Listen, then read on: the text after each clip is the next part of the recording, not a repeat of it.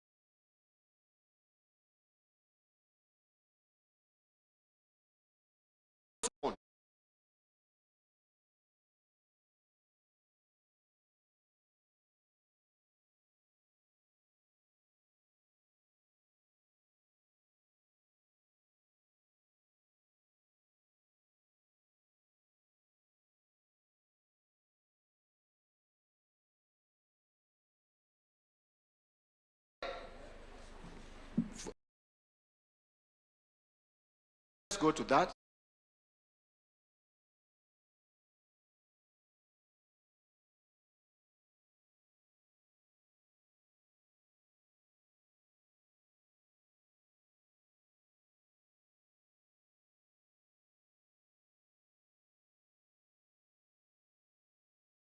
Trillion. Now making it one of the best performing stock exchanges in the world, globally, not even in Africa, in the world. In fact, in 2024, we became the best in Africa. You can move on. I think I've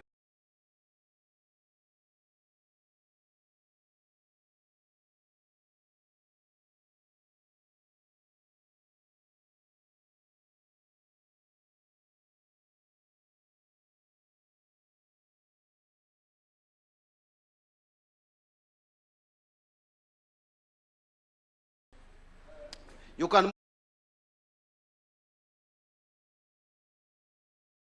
move on. I think I've explained. The month of May, we had, in April, it was 5.6. This was up from 4.4 the previous month. Then it went to 6.7 in May. But it came down to 6.4 in June. In July, it was 6.5. Meaning, even with the problem that we are facing in the Middle East, we can still be able to manage our inflation within the range. And we are expecting this to remain within target. Move on so that we can finish. Now, I only want to explain this graph. Credit to private sector. I've heard people say that we are starving private sector of resources, that what are we doing to make sure that people have money in their pockets. The story is different. Credit to private sector from around May 2024, this is the pattern, has been going down. Mpaka it was negative at one point in January 2025. We were really struggling for banks to give private sector money. But this has recovered. You can see. Today we are talking about 9.3% in May growth in credit to private sector, meaning banks and financial institutions are giving more money to the private sector at a positive growth, almost now hitting double digits. So this, again, is not just happening by chance. You can even see the interest rates have gone down. And this I will not say here, but what National Infrastructure Fund has also done, we may end up with more credit at double digit to the private sector because there will be liquidity in the market. Let's move and we conclude. Yeah, so this is just more explanation on the same. Move on. I think we have explained it basically this because of the time. Let's move on. In the interest of time. Where have you? You've come back. Go on. To the next slide, the next. Of course, our exchange rate, I not overemphasize, that one I'd explained. I've explained Nairobi Securities Exchange, but let me just repeat it, that Kenya's capital markets have crossed 4 trillion in market capitalization for the first time in the history of this country by August 4th, 2026. Total listed company value has also grown by more than 1 trillion since January this year alone. And this is clearly demonstrating investor confidence. From one of the world's weakest markets from 2023, before 2023, today we became the Africa's best performing exchange in 2024 and the second best in 2025. Move on. Of course, that is talking about the capital markets. I mean, the IPO that we issued. Now, move to the next, the one, yes, this one. FDI inflows. This is what can show you and demonstrate the investor confidence. Foreign direct inflows of USD 3.2 billion in 2025, the highest ever recorded, 38% growth from 2.3 billion in 2024. This is not our own data, it is UNCTAD World Investment Report of 2026. FDI has doubled in 3 years, from US dollars 1.6 billion in 2022 to 3.2 billion to 2025. Kenya has now been ranked among Africa's top 5 FDI destinations. So when people talk of businesses are fleeing away, where is the data? The data is that we are now among the top attractive investment destination. In fact, in terms of attractiveness, Kenya was ranked the best in Africa in terms of attractiveness. Number 56 in the world. But you can see FDI inflow, you can only talk about Kenya, together with Nigeria, which has also been attracting some inflows, Ethiopia, Uganda, and I think Egypt. Yeah, I don't see where Egypt, oh, Egypt is here.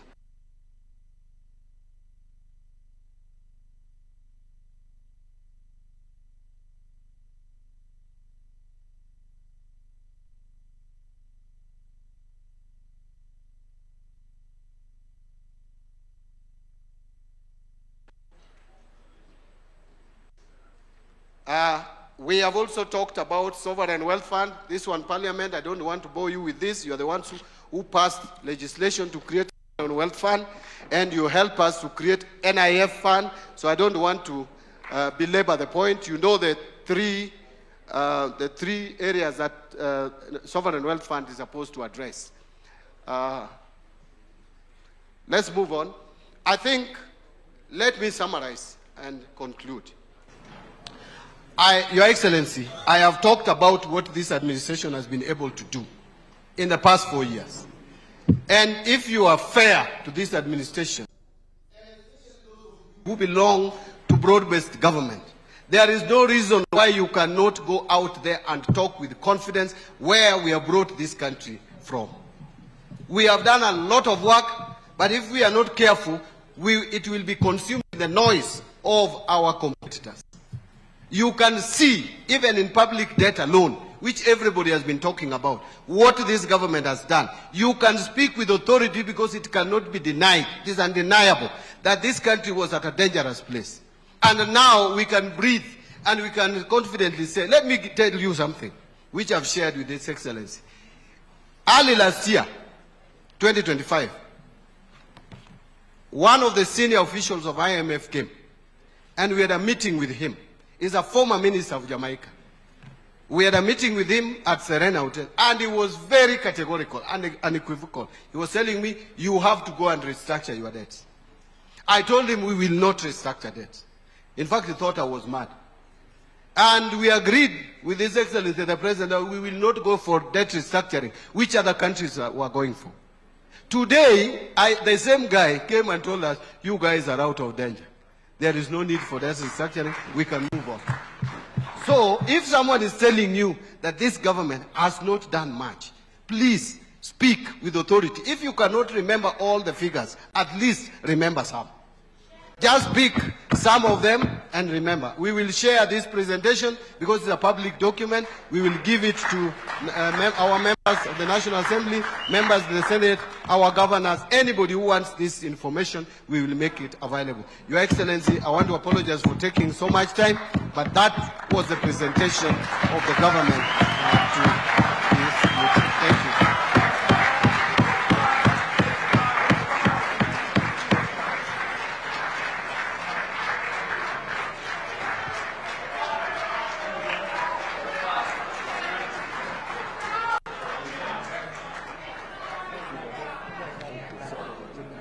Asante sana ndugu yetu Waziri wa Fedha na Mipango ya Uchumi, ndugu yetu John Mbadi.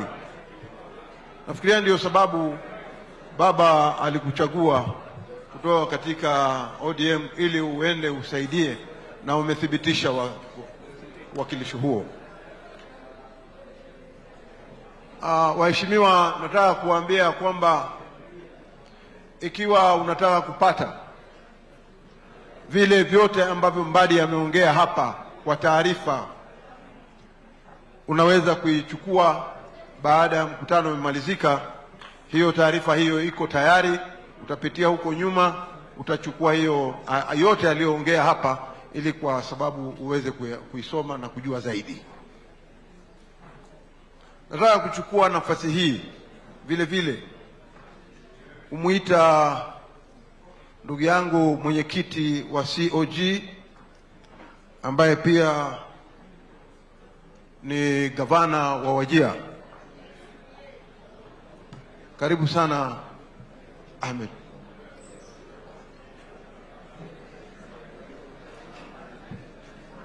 Bismillah. Your Excellency, the President of the Republic of Kenya, Dr. William Samoei Routo, Your Excellency, the Deputy President, my party leader, Excellency Governors, Members of Parliament, members of the broad-based family, good afternoon. Your Excellency, I think I should have come before John Mbadi. It will be such an anticlimax, and I don't want to get you to sleep through my presentation, but I'll try.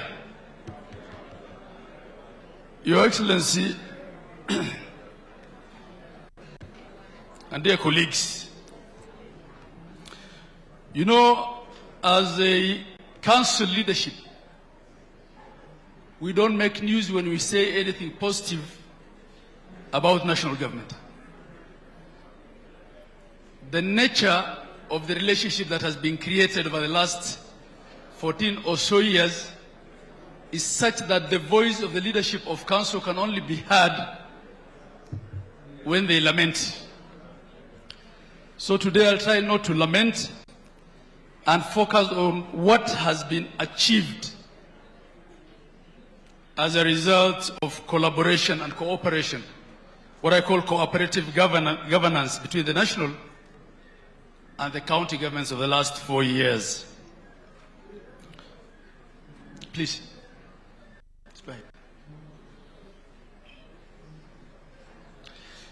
Your Excellency, the greatest achievement over the last 4 years has not been what either level of government has accomplished independently, but what we have been able to achieve together.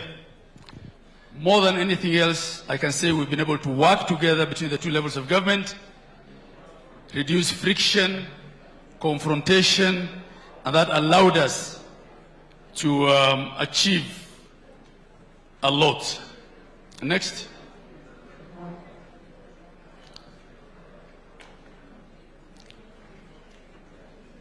Your Excellency, this year marks 16 years since the promulgation of the Constitution, and about 13.5 years since devolution was actually institutionalized through the formation of county governments.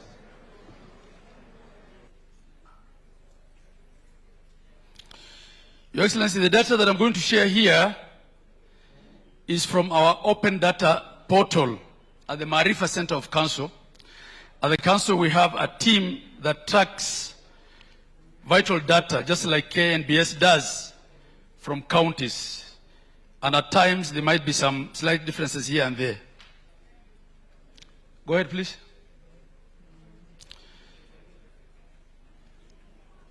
It's in the area of health that this collaboration between counties and the national government is best evidenced. In 2023, we signed an IPA, an intergovernmental partnership agreement with the national government. You're going too fast.